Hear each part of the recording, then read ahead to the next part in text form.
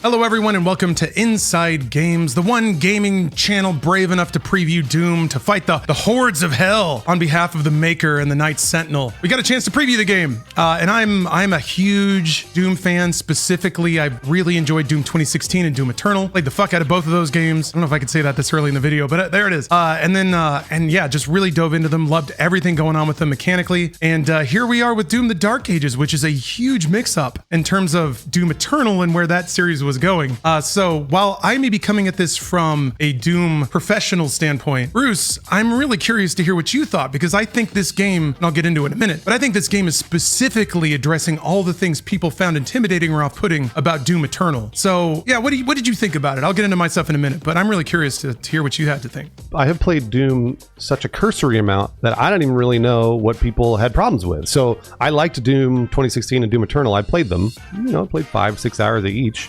and moved on. It was like one of those things where I was like, this is a cool shooter. And then I watched my friend Lawrence absolutely destroy them on Nightmare, and it was awesome. It was a completely different video game. So, but for me, who just wanted to play through them, I thought it was fun. I guess the first thing I'll start out with before we get into the actual gameplay of Dark Ages, I will say I love the fact that this game gave me so much lore, because there's a lot of lore in this versus Doom and Doom Eternal. And I loved that I got to actually know what the plot was and what Doom Guy's role in it is, because I had no idea before. And Lawrence has explained it to me 1,000 times. I still have no idea.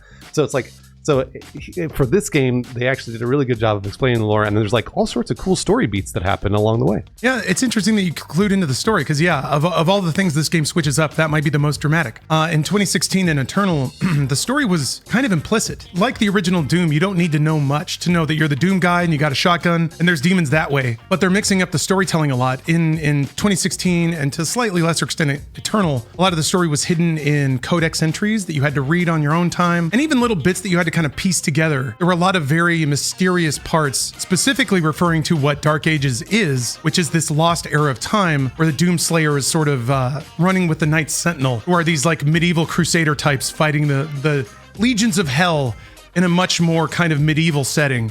But it also has magic and space angels, so it's still very like, heavy metal like the magazine. It's still ridiculous and overblown, but there are a lot more cutscenes where characters tell you the stakes and kind of explain things in the setup like that. So I think, yeah, that will probably hook people in a little more than Doom's implicit storytelling. But what did you think about the gameplay? Because for my sensibilities, it's slow. It's a lot slower, and it's a lot flatter. You don't jump and look up or down as much. And to that extent, it almost reminded me, it was trending a little more towards Halo in its combat design. You have one big floaty jump. There's no more like air dashes. Now that's been replaced by a shield dash that locks onto enemies. It's kind of like this game's version of a meat hook. To me, I see that as addressing the fact that Doom Eternal and even 2016 almost feel overwhelming. Like they're almost too fast. And if you're not the kind of player who responds to that by wanting to learn and get better, if it just overwhelms you and you're like, I can't handle this, I have things to do, I have trash to take out, I have dishes, and this game is just like too cracked out for me. I think Dark Ages will be a much more fun kind of on-ramp. But how did you feel about the game's speed and the pace of its combat? No, yeah, you nailed it. That's exactly the way I felt about it. Doom and Doom Eternal, I feel like in order to get better at the game, you have to be a crack shot. You got to remember where all the enemies are. They're above you, below you, behind you. Like, you got to know where all the power-ups are. You have to hit every execution. And in Dark Ages, I was playing on, I think, the difficulty right below hard or something, like a relatively normal difficulty, and I was having a lot more fun. I was like shield jumping across the map and like using all my fun little abilities and not having to worry too much about whether or not I hit a shot, which is cool. And again, I'm sure some people will be like, oh, well, you could just adjust the difficulty on Doom or Doom Eternal, but then weirdly it would feel too slow for Doom and Doom Eternal, and this felt kind of just right. It's I would say that you really I'm sure there's going to be a bunch of runs through Dark Ages that never fire a gun. I'm sure that will happen, because you can get through this game without ever firing the gun. There are lots of things you can do with the shield throw and like lots of different executions and things like that I had a lot of fun with, and I appreciated all of the, like Lawrence said, all the X-axis movement. There wasn't much Y-axis. You had to do a little bit of climbing here and there, but it wasn't much. Yeah, It's interesting because that is original Doom. and I can appreciate that. Doom Eternal was honestly more like Quake, which is like really fast and three-dimensional. And I like Quake a little bit more than Doom, so Eternal was kind of more my speed. I want to say near the end of Dark Ages, I started to find the game's rhythm a little more. And I think that high-level gameplay is still there. When you really dive into the Tao of Doom, especially Doom Eternal, whenever the game is so intense and like death comes so quickly that every action matters, like every action has a cooldown. You shoot a gun, and then there's a window where you can't shoot that gun anymore. But that's where gun swapping comes in. You shoot a gun, you swap to another one, you shoot that. And that way you up your DPS.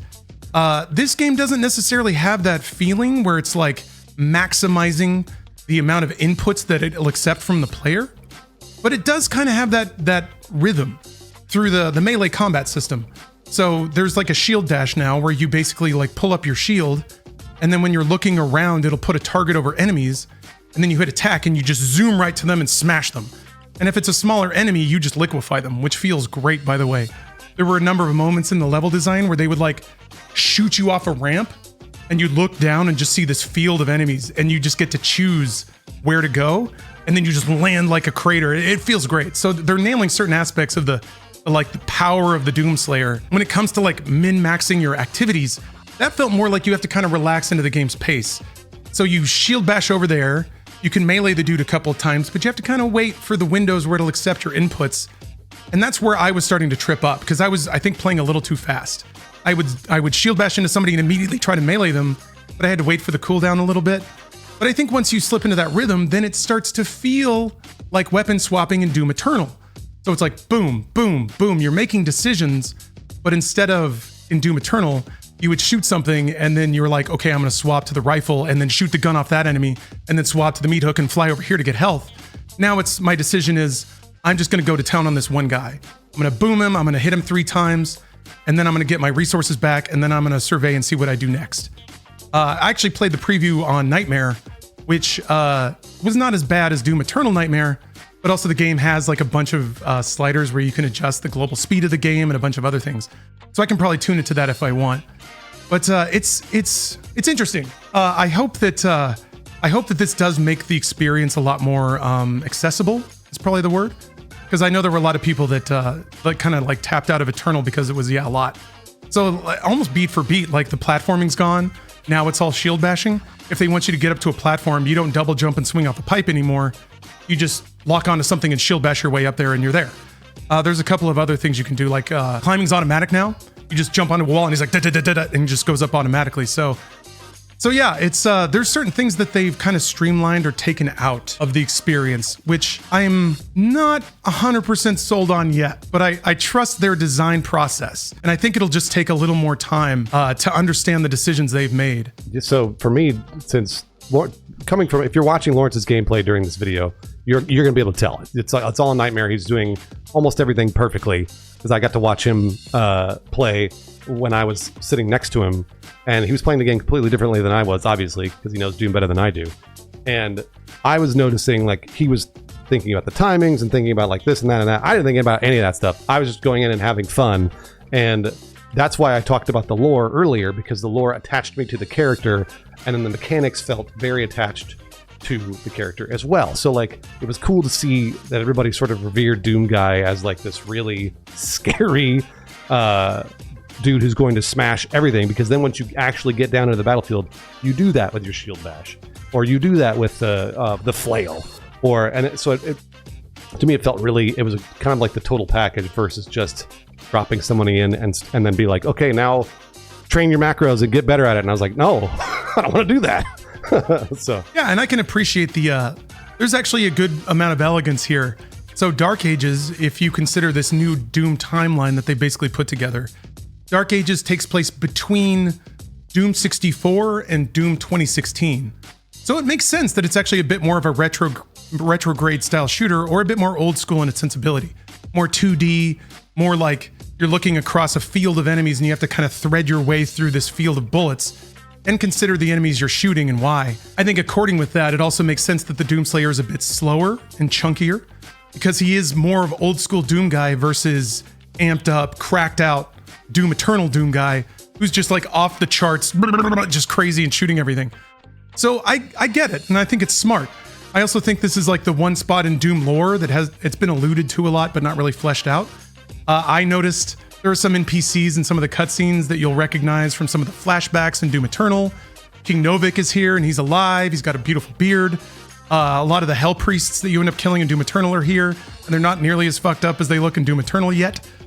So that's fun, especially for fans of the series and even fans of the lore like me, to finally see this era of Doom Eternal, or sorry, of Doomguy. The more that I played this game, the more I was like, this is like a crazy 80s action film where it's like a, this is a bad example, but like Masters of the Universe.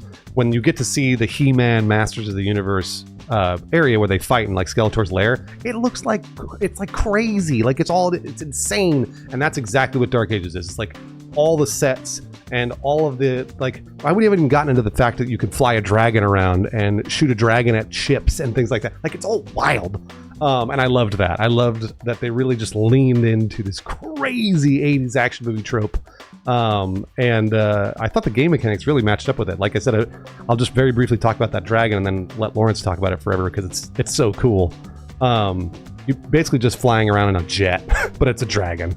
And the dragon then also has the same sort of dodges and timed attacks and like bonus to attacks that if you dodge it correctly, you get the bonus to the attack. You bring down a ship, but then you shoot the dragon at the ship, jump on the ship, and then go inside the ship and take down the ship. Like, it's really cool. Yeah, it's funny you mentioned that. I had written in my notes that this game feels like the post Conan the Barbarian 80s sword and sorcery films, and there were a lot of them, and a lot of them are problematic. Let's say that. So maybe without the dreadful misogyny and constant exposed breasts, which make those films pretty great, by the way. But yeah, it's got that tone for sure, especially because, like we said, the setting's a lot more medieval. Even the NPCs are kind of wearing flowing medieval gowns and have like medieval braids in their hair and stuff. So you're kind of like you're protecting all these doe-eyed, innocent people and they're like humans, so that's kind of interesting. In these like space villages on these planets that have nebula arcing through the sky. I mean, I think one of the inciting incidents that I don't think was really talked about, but the reason that demons are here, I think this is the right planet. Somebody's gonna correct me if I'm wrong in the comments, and please do. But the reason demons are here is because a giant spike flew through space and shot through the planet. And then demons just started flying out of the spike. So nobody knows why or how that happened, but hopefully we get to see that in this game.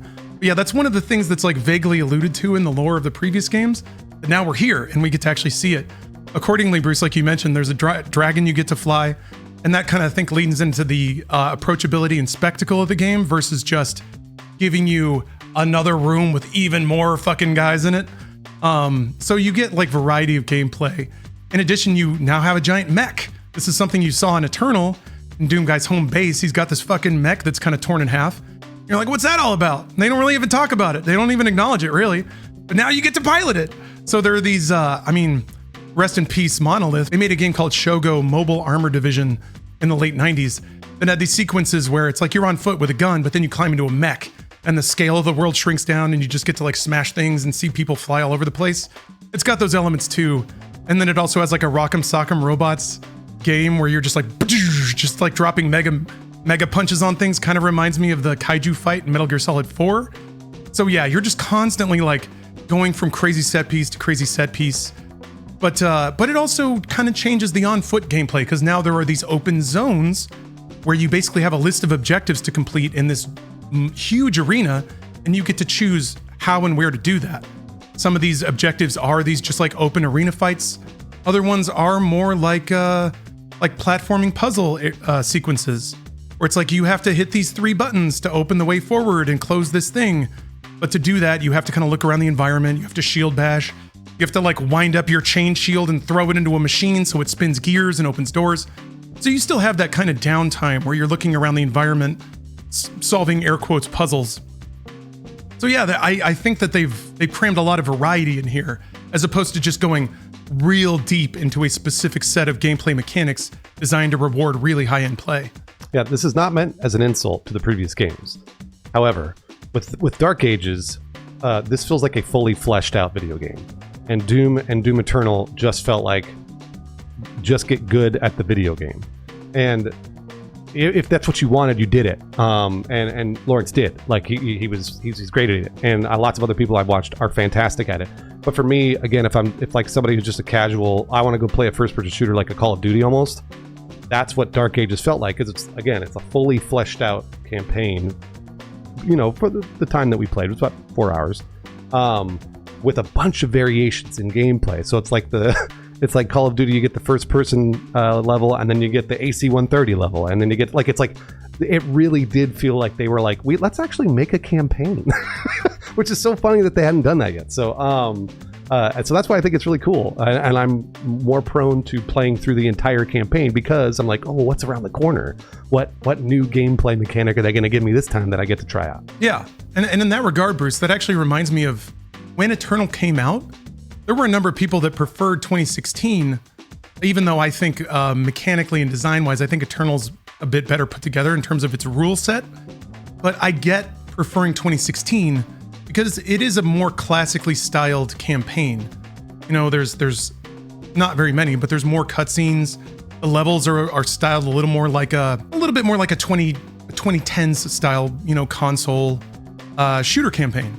And I think, like you would compare this to Call of Duty, I think that's a really accurate comparison. And I think likewise, people that, like with Doom Eternal, you either liked the shooting or you didn't, and the entire game hinged on that. This, I think, has plenty of spectacle and bombast. And also the shooting has been sort of reconfigured to make it so you can just power your way directly through. That's the moniker that the game director Hugo Martin was throwing out, the stand and fight aspect. Whereas in Doom Eternal, you were always running around, always repositioning, always trying to like reconsider your resources and make the right move. I have some questions about this, which I'll get to in a second. But this is more like, again, Hugo Martin compared Doom Guy in this game to a monster truck. A monster truck. You're not a Ferrari, like taking elegant curves and smashing in a second if you run over a pebble the wrong way. You're a giant, fuck off, diesel spewing vehicle of carnage that if you play right can just run over everything in your way.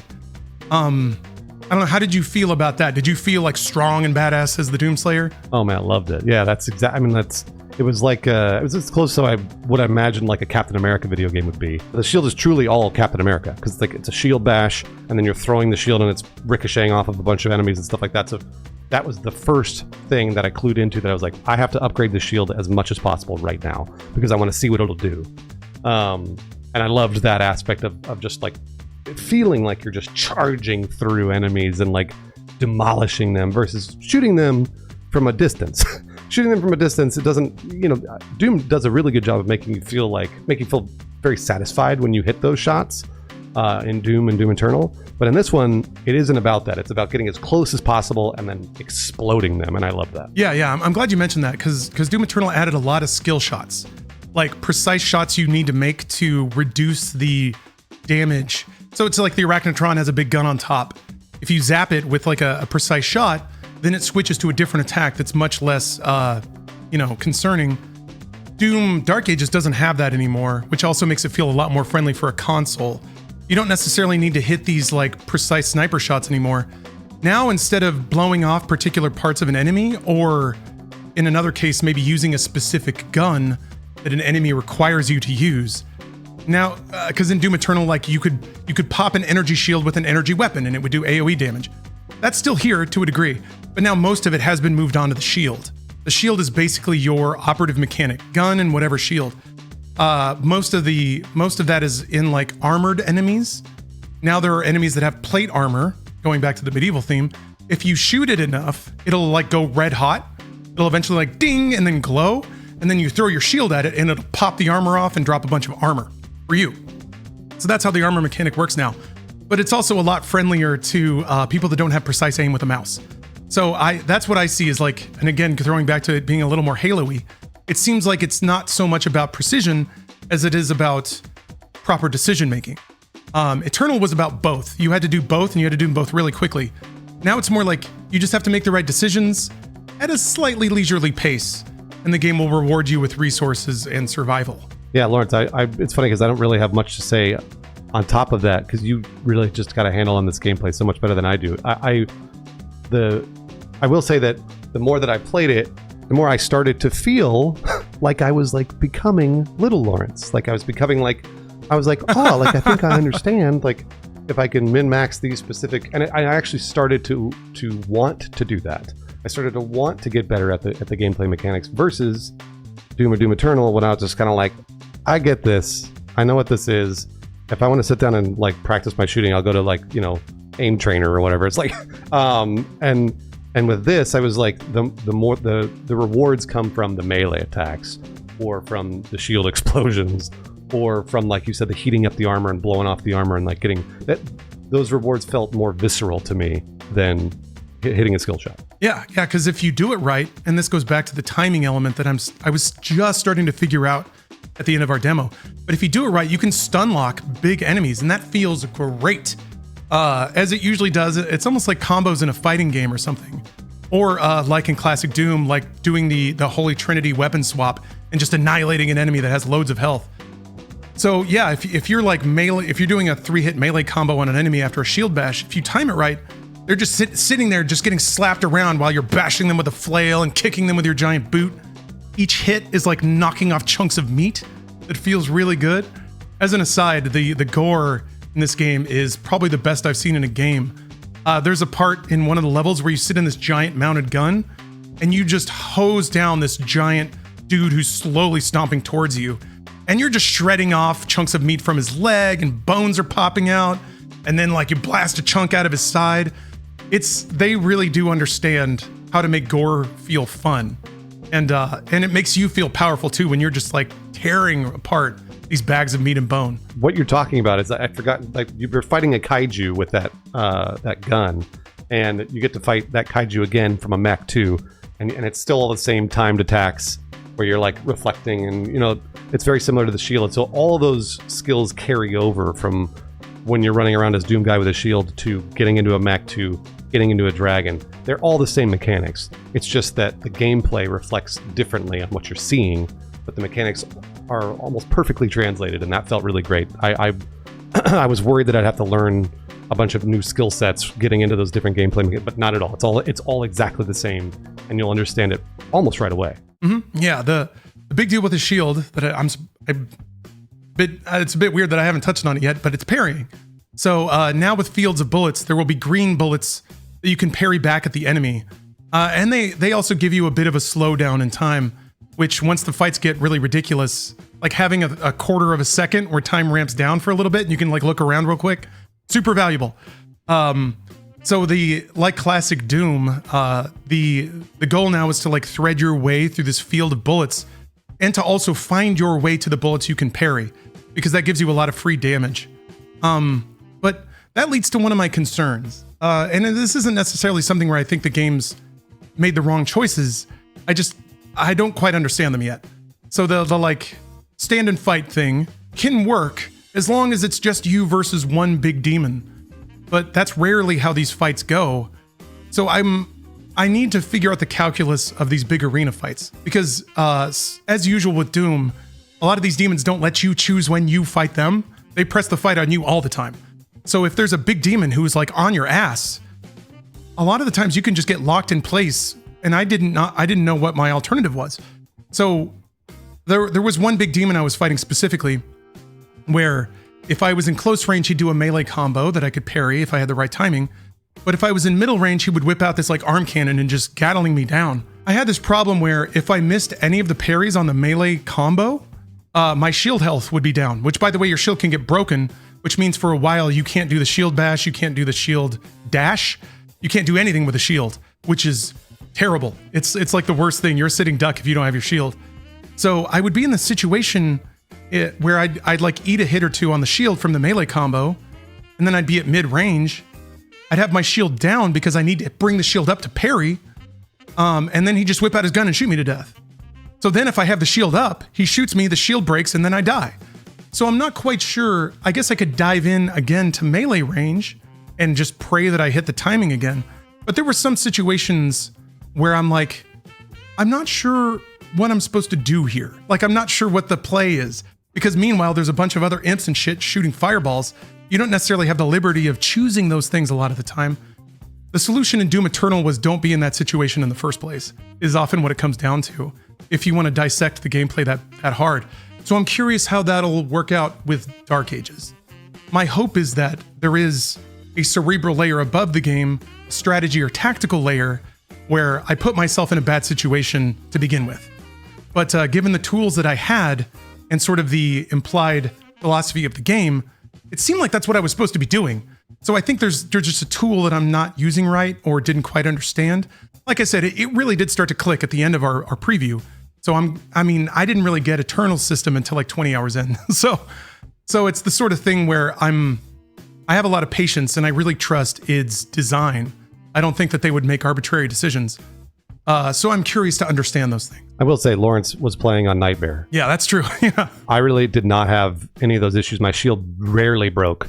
But then I noticed on the higher difficulties for Lawrence, it broke almost right away.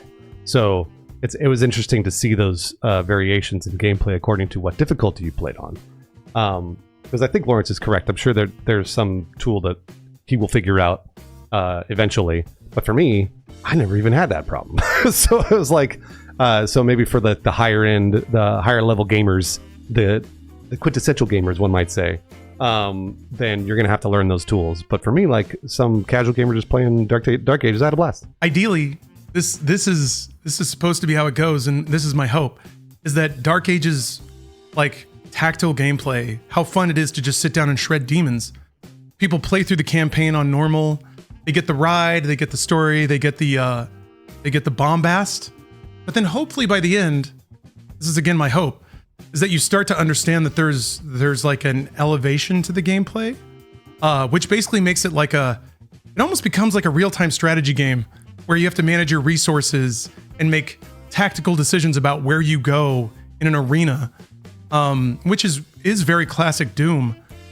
I could see glimmers of that, and I hope that it's there. Speaking of glimmers, how did you feel about the music? So this is a preview. I'm gonna assume that maybe all the music wasn't final. There were a couple of tracks that went fucking hard, and I'm glad about that. But a lot of the other kind of interstitial music kind of just blended in. It didn't quite have the chunkety speed gent feel. It is there, but it wasn't like, it didn't saturate the whole experience. But I don't know. How did you feel about the score, Bruce? Yeah, no, I completely agree. There were a couple times where you really got the 80s action movie sense where like he drops in, the track, pops in and it's super loud and you're like, all right, let's fucking do this shit. And then other times you're right. You just sort of drop into this arena and it was like, you could hear it, but it was like, it's just in the background. And that was one thing I really loved about Doom and Doom Eternal is that pretty much every major arena had a fucking banger. And even when you were dying, you had that music just like motivating you to keep going. And in this game, not so much, not as much. Yeah, I don't want to pass judgment yet because it is a preview build, but it would make sense. 2016's music was fucking awesome. Eternals was even like faster and more ridiculous. I mean, even the title card, I remember it like has the same At Doom's Gate riff, but in Eternal it gets faster. It's like and like it tells you that this is the same game, but even fucking faster and crazier. So I think if the music has kind of rolled back a bit, that would also fit the tempo of this game, which is, I keep using the word slower. Maybe more deliberate might be the right word. But yeah, I think the music might be reflecting that. It's not quite the outrageous headbanging nonstop, because I think you're meant to be a little more like sitting back in your couch playing this one. Apart from that, I just have a couple of other bits I wanted to call out. The destruction in the levels was really cool. You go into these arenas that have like wooden stalls and carts and stuff, and I kind of expected some of that stuff to just be like set dressing, but then I started smashing it, and you can smash everything. It's fucking awesome. And it's like the destruction looks really good.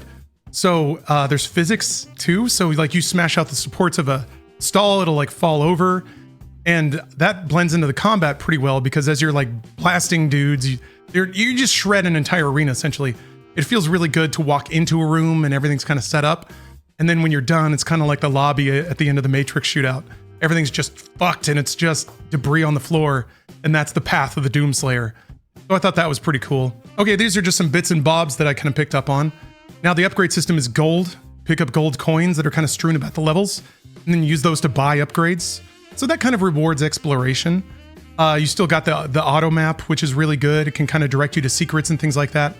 There's collectible figurines still, which I really like. And then the last thing I noticed that was kind of weird is the Doom guy has more of a voice now. He doesn't talk much, but his his vocalizations are a little more profound, which makes sense. He talks less as the game goes on. But weirdly, he sounds kind of like Serious Sam. I don't know. Weird thing that I noticed. I was like, his grunts and moans sounded a little Serious Sammy, which I appreciated, but are also kind of comical sometimes. I mean, that's kind of in the vein of Quake. And your guy's just like all the time. So there's some fun there. And then also some of the guns are pretty ridiculous. I mean, you've already seen the head cannon or whatever, the skull grinder. I found something called the Reaver chain shot. It's basically charges up a big mace on a chain, shoots it out, and then yanks it back in. But it's really cool to see that projectile like fly out with a giant chain and then slurp back into your player. They do a lot of good work about the perspective of how the guns look. And also the weapon wheel has been minimized now. Instead of having like a full wheel, it like keeps 4 weapons on the top half. And then each weapon has like an alternative that uses the same ammo. So I think they did that too to kind of minimize the perceived complexity of the game. Oh yeah, disclosure time. Bethesda sent me this, a big Dark Ages helmet. So I got that now, to whatever degree that has influenced my opinion. They also gave us some goodies at the event itself. I got another Doom the Dark Ages hat because I got one at QuakeCon too, so I got a good collection going. And then they gave us this. Hold on, I kind of want to show this off. They gave us a Doom tome. It's got a little grindy shield embossed in it, but it's like an old timey journal. And write down all my Doomslayer notes in here. There must have honestly this is I think the 4th journal I've gotten at a preview event this year.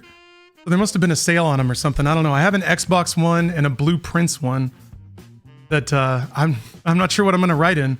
Well, Lawrence, they didn't send me a Doom the Dark Ages helmet, but they did give me that journal that I gave to my wife immediately.